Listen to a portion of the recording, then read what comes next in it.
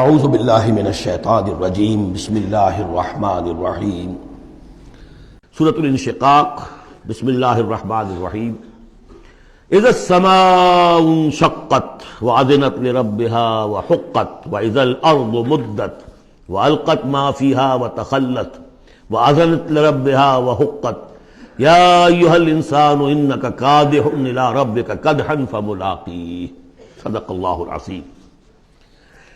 اذا السماء انشقت، جب آسمان پھٹ جائے گا۔ دیکھیے ساری یہ صورتیں وہی تذکیر آخرت۔ وَأَذِنَتْ لِرَبِّهَا، اذنت کان لگائے ہوئے ہے اپنے رب کے لیے، سنتی ہے یہ زمین جو ہے، یہ آسمان گویا کہ کان لگائے ہوئے۔ اذنت لِرَبِّهَا وَحُقَّتْ، اسْتَمَعَ لَهُ وَانْقَادَ، سنا اللہ کی بات کو، اپنے رب کی بات کو، اور اطاعت کی۔ لِرَبِّهَا وَحُقَّتْ، اور تعمیل کر دے، اور یہ اسی کی مستحق ہے، اس کا حق یہی ہے، اس کا مقام یہی ہے۔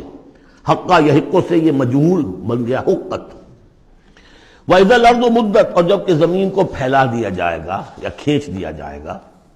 وَأَلْقَتْ مَا فِيهَا وَتَخَلَّتْ، اور وہ نکال باہر کرے گی، گرا دے گی باہر جو بھی اس کے اندر تھا، اور خالی ہو جائے گی۔ یہ آگے چل کر سورہ زلزال میں بھی آئے گا۔ وَأَخْرَجَتِ الْأَرْضُ أَثْقَالَهَا، جب کہ زمین اپنے سارے بوجھ نکال کر باہر پھینک دے گی، جو مردے ان میں دفن ہیں، جو بھی ان کے اجزاء ہیں، ان سب کو نکال کر، تاکہ وہ دوبارہ بنے اور بن کر کھڑے ہو جائیں، اور بھی جو کچھ ہے۔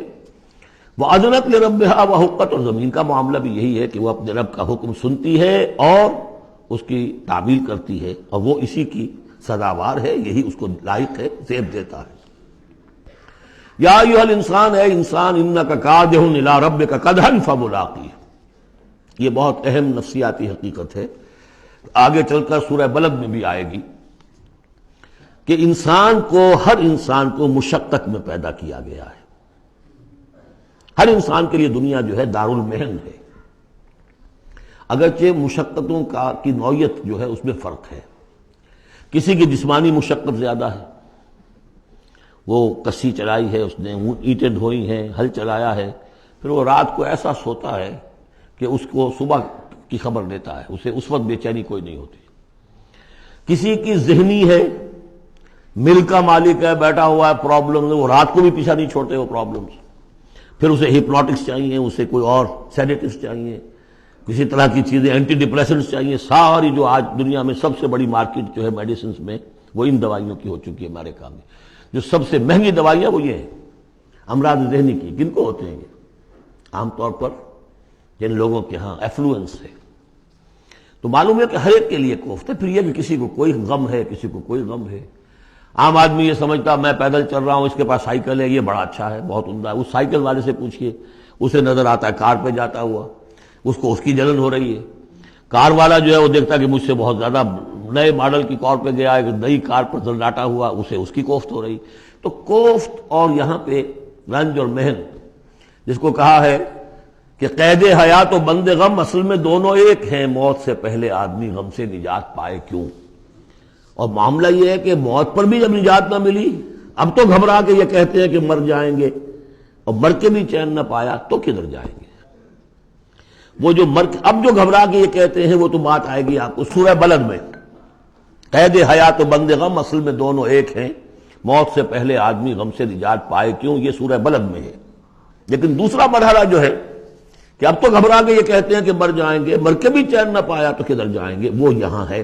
یا ایھا الانسان، اے انسان، انک کادح الی ربک کدحا، تیرا مقدر یہی ہے، تکلیفیں جھیلتا ہوا، بوجھ برداشت کرتا ہوا، کوفت برداشت کرتا ہوا، تجھے ایک پر دوسری، دوسری پر تیسری کوفت اور تکلیف، اور پھر جا کر اپنے رب کے سامنے کھڑے ہونا ہے۔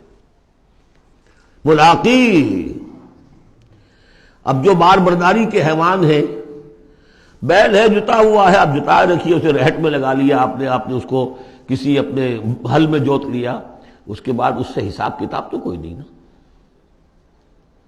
حضرت ابوبکر کہا کرتے تھے عجیب کیف کے عالم میں، کاش کہ میں ایک چڑیا ہوتا جو درختوں پر چہچہا رہی ہے، اس سے کوئی محاسبہ نہیں۔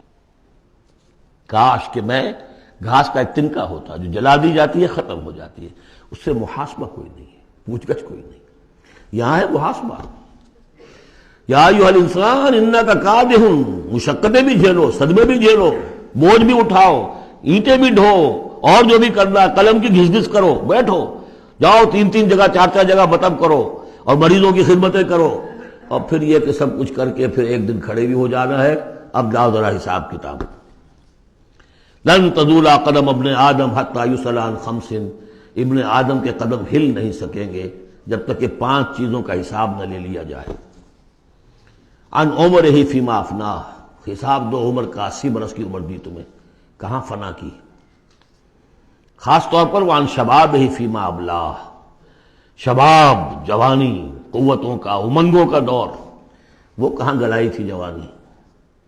وعن مالہ من این اکتسبہ وفیما انفقہ، مال کا حساب دو، کہاں سے کمایا تھا، حلال سے کہ حرام سے، اور کہاں خرچ کیا تھا، عیاشیوں میں، عللوں تللوں میں، یا ادائے حقوق میں۔ وَعَمَّا عَمِلَ فِيمَا عَلِمَ، اور 5واں سوال سب سے مشکل ہے، جو علم حاصل ہوا تھا اس میں عمل کتنا کیا۔ اس اعتبار سے ایک بات بتا دوں، برا نہ مانے، جن لوگوں نے پابندی سے یہاں، یہ ان کی سب سے بڑی مشکل ہو گئی ہے، اب سب سے بڑی مشکل اب ان کی ہے۔ اما عمل فیما علم، جو علم حاصل ہوا ہے اس میں عمل کا حساب کتاب ہوگا۔ وہ غریب جنہیں موقع ہی نہیں ملا، کبھی کوئی ایسی صورت ہی نہیں بنی کہ ان کے سامنے قرآن کی دعوت آ گئی ہو، ان کے پاس شاید کوئی نہ کوئی عذر ہو، ان کے عذر کا حصہ جائے گا ان پر جن کے ذمہ تھا کہ قرآن کی پہنچایا نہیں پہنچایا۔